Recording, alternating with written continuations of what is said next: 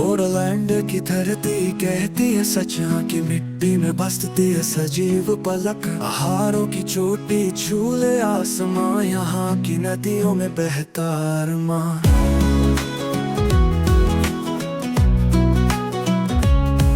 बोडोलैंड बड़ों की पहचान है, हर सपना यहाँ का आशियाना है। पशु पक्षी यहाँ गीत सुनाते, बोडोलैंड का जादू दिल छू जाते।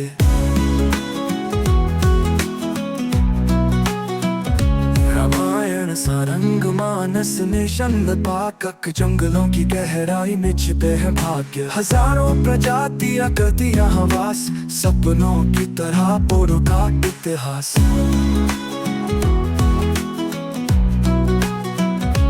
पक्षियों की चहचहाहट, हवा का संगीत, पेड़ों की छांव में जुड़ते आपकी प्रीत। यहाँ का हर कोना करता है इकरार, बोडोलैंड का हर पल सौंदर्य से भरमा।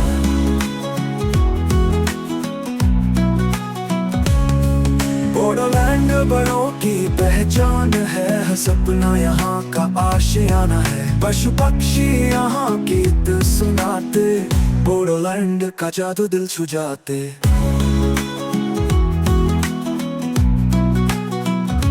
सदियों से सपनों में है ये बसा, हर दिल में बोडोलैंड का दर्द लिखा।